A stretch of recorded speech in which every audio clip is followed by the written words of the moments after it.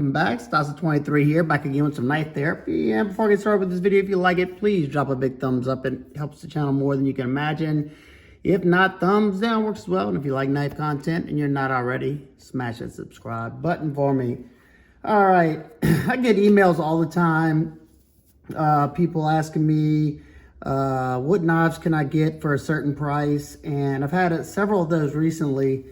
And one of them was from a subscriber that didn't have a whole lot of money to be spending, but he wanted to get a few knives in the $50 and under price range.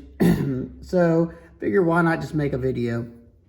So we're gonna do 10 knives that are $50 and under that I think would be great knives to have in a collection. So let's get started. And before we get started, there's two knives that I won't be on the list just because they're always on everybody's list. So I just felt like I would try new knives out, and that is the Ontario Rat Model 1 and Rat Model 2. You can get these for under $50. They're great knives, but like I said, I'm trying to give you a little bit of variety. These are a little plain, a little boring. Let's get started. First off, these are in no particular order. I'm just giving you 10 of them. Would be the CJRB. This is the small feldspar. You got D2 steel. You got contoured G10 handles, inset liners, stainless steel liners, riding on bearings, nice and smooth, good action. I love a thumb stud deployer, comfortable in the hand, holds a pretty good edge, ground decent. You know, it's probably about 20 thousandths behind the edge. Or you got, if you don't want the small version, you can get this one for $35. You can get this one with micarta scales, and they get American-made micarta, so it's very nice. And the micarta version is $47. But if you'd rather a bigger knife, you could go for the CJRB Centros. Centros is $36, D2, G10, but these are flat scales, but this is a good bit bigger than the small feldspar. As you can see, they do make a larger feldspar, but this is the one I had on hand. All right, and number two, you can't have a list without having at least one of their knives on it. And I'm only having one knife from each one of these companies. I have some that I'll show you some honorable mentions, but number two, Savi, you gotta have the Elementum. Mine's nice and dirty, D2 steel. You can get the D2 steel version with the G10 for right at $50. I will say that Savi, in my opinion, is the best bang for the buck when it comes to your budget knives. It's hard to beat them. I probably could have put all their knives on the list, but they don't have a whole lot that are in the $50 range. I have a few of them. So if you don't like the Elementum, it's a little too plain for you, go with one of my favorites, the Dogma. This one's in D2, nice clip point blade, got that faux jigging on there, G10 scales. All these are on bearings that I'm gonna show you. The Dogma you can get for, what is it, $48, $50 for the Elementum. I don't understand that. This one's $48, and it's got a lot more milling into it. Or you can get the one that I so infamously broke, the Brazen. It looks a little different, but it is a Tanto. Mine's still a Tanto. I just had to regrind it. If you hadn't seen this video, my testing, go look at me be an idiot and snap the tip on this one.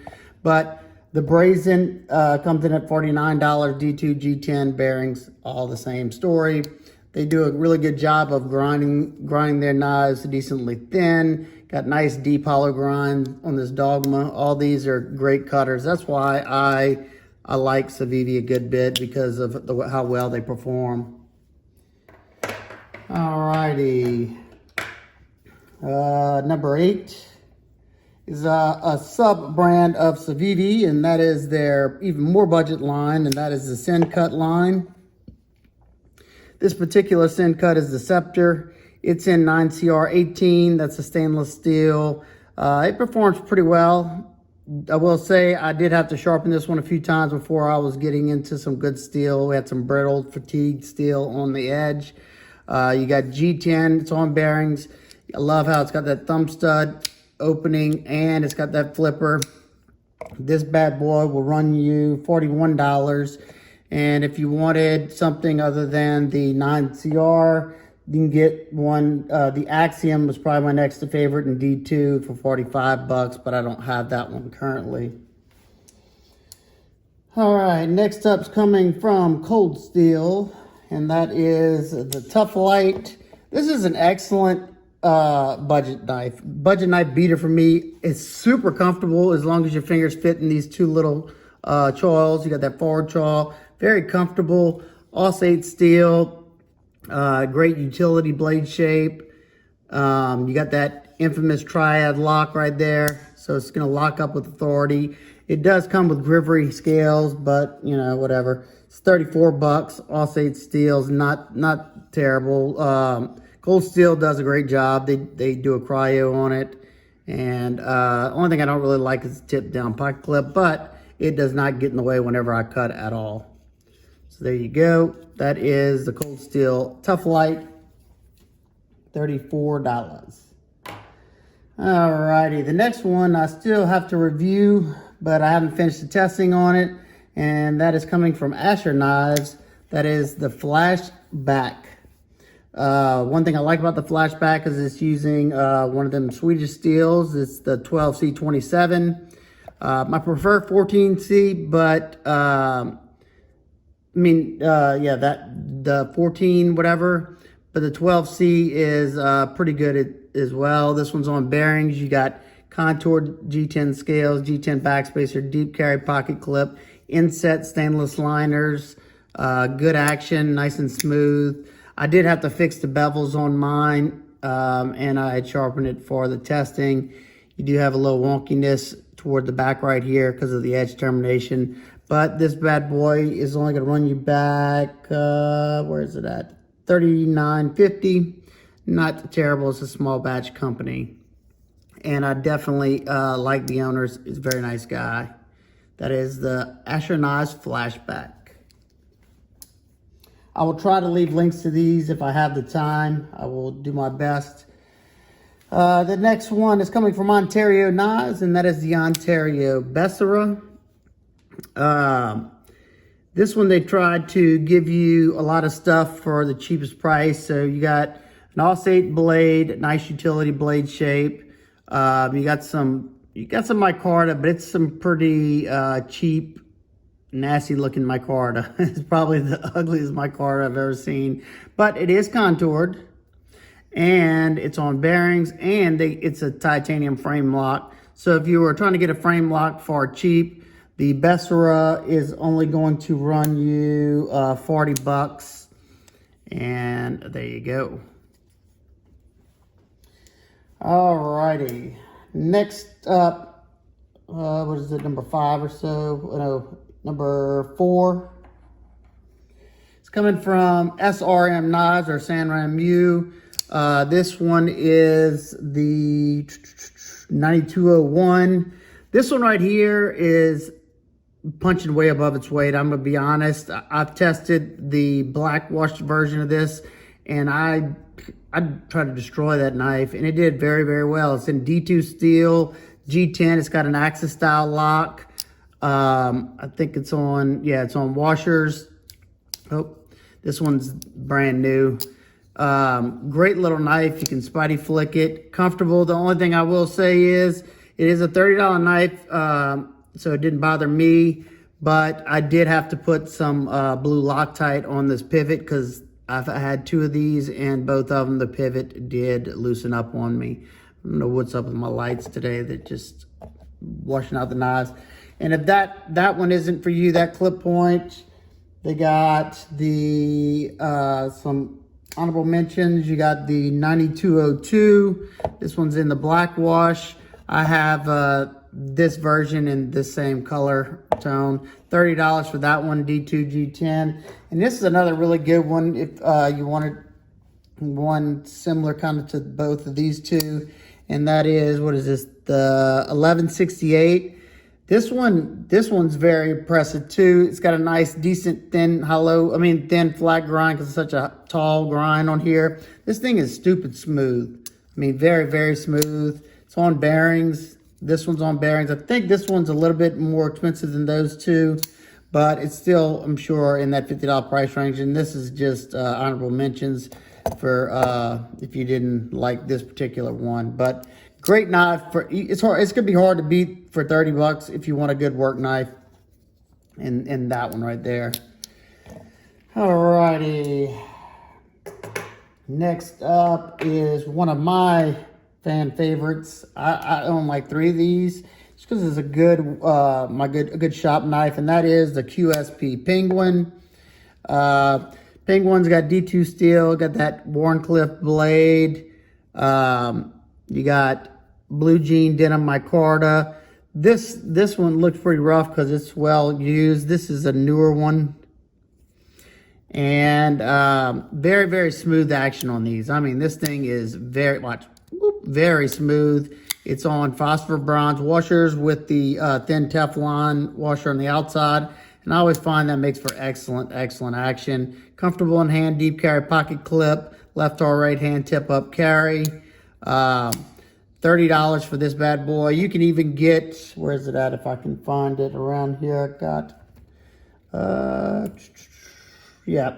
You can even get it in this variation with the raindrop carbon fiber S35 VN blade for I think like 54 bucks or something like that. Very, very hard to beat. Now, you know, it's not the best heat treatment in the world. It seems like it's ran a little bit soft. And, you know, D2 as well. But for $30 and $54, I think it's a good bang for the buck. Alrighty. Next up is coming from Kuby Knives, and that is the KU163A. I'll tell you what, this knife right here for the price, it feels like it has like a custom feel, especially if you look at it this way, no markings. In hand, it feels good in hand. It's got a good action. This bad boy is going to run you $49. You get a Aus-10 blade on here, titanium bolster with some G10. You can get it with a satin blade. This one's like a blasted stonewash blade. I like that look. You get G10. Like I said, bolsters. Now it is a little bit heavier because it is riding on top of stainless liners. On this side you get a milled titanium pocket clip. Why is my camera?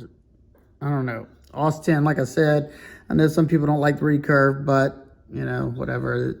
I got 9 other choices for you. Like I said, good action thumb stud, good action with that flipper tab, and like I said, it comes in at $49. Aus-10's a pretty good budget steel. That's what Cold Steel uses on their budget knives now. And lastly, it's coming from CH Knives. It is the CH Nighthawk. I just thought it was an interesting knife. Something I was going to plan on doing a chop, maybe from right here and doing something up here. I like this full forward finger trawl. I actually went a little bit overboard on that. That's a ginormous. I mean, look at this. If I wanted to grab it back here, all that front area here could have been spared, but it'll fit everybody's finger. D2 steel, riding on bearings. Very, very great action on this thing. Watch. Very good action. You can spotty flick it. You can get a good regular flick. Doesn't have a deep carry clip, just a regular standard clip. But this knife runs $35, I think, on Amazon. And your G10's got some patterning on it. And the liners have been inset on this knife. So there you go. Like I said, I was just trying to give you some options from several different companies. Like I said, I hope y'all enjoyed this type of video. If y'all did, y'all definitely let me know down in the comments, because like I said, I get these type of questions emailed to me all the time. Hey, I'm looking for some suggestions in this price range. I literally have probably 10 in my inbox right now that I could probably make a video on all of them, since I've given them mostly I've given them the, suggestions that I've had. And it's usually knives that I've, tested or reviewed, or or I feel confident about. So there you go. That is my top 10 budget knives, $50 and under. One from each brand. Like I said, there's others that, you know, this one would have probably, you know, I just know that the Elementum's more well liked around the community, but I love the Dogma. I think this is a better bang for the buck, and I love how I can kind of get my finger up on there. I love that clip point, nice and deep hollow grind on this bad boy. So like I said, hopefully I gave y'all enough options. Another good one, the CGRB. Yeah, I could gush over these just because I love finding, you know, good knives for the money. Because, I mean, I know that there was a long time, I mean, there was a long period where I could not afford, you know, anything over 30, 40 bucks, 50 bucks until I got a job making my own money, and I wasn't trying to get, you know, get knives from birthday presents, stuff like that. So there you go. If you have any questions about any of these, please feel free. If you ever want to ask me something, you can ask me through email. I'll try to leave my email link down in the description box. Also, if you don't follow me on Instagram, definitely go check me out there. I don't post as regularly on Instagram, but I do try, and I have tons of posts already. So definitely go check me out there. And I go by the same name as I do here on YouTube. All right, guys and girls, I hope everybody's having an absolute wonderful day. I will see y'all on the next one. Peace.